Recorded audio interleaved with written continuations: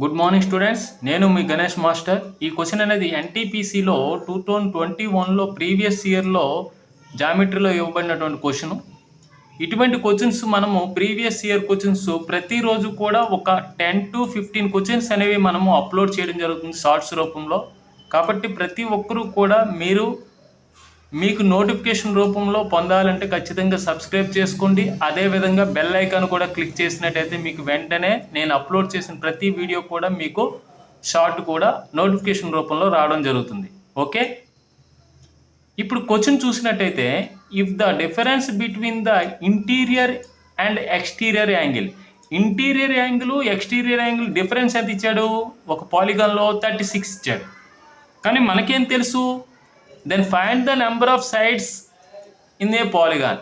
ఆ పాలిగాన్లో ఉన్నటువంటి నెంబర్ ఆఫ్ సైడ్స్ కావాలంటే మనకి డిఫరెన్స్ ఇచ్చాడు ఇంటీరియర్ యాంగిల్కి ఎక్స్టీరియర్ యాంగిల్కి. కానీ ఈ ఇంటీరియర్ యాంగిల్ ఎక్స్టీరియర్ యాంగిల్ ఒక వెట్టెక్స్ దగ్గర మనకి యాడ్ చేసినట్టయితే ఖచ్చితంగా 180కి ఈక్వల్ అవుతుంది. ఇప్పుడు మనము ఈ రెండింటిని కలిపినట్టయితే ఈ ఎక్స్టీరియర్ యాంగిల్ పోతుంది, ఎందుకంటే ఇది మైనస్ ఇది ప్లస్ కాబట్టి. 2 into interior angle equal to ఇక్కడ 6 1 2 1 6. ఇంటీరియర్ యాంగిల్ ఏమవుతుంది? 108 degrees అవుతుంది అనమాట.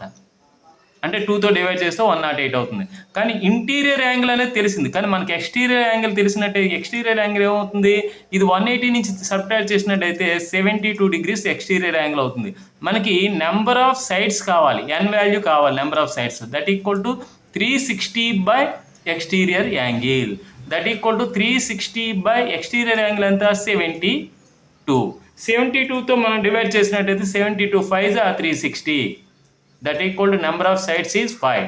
Our answer A is right answer. Okay.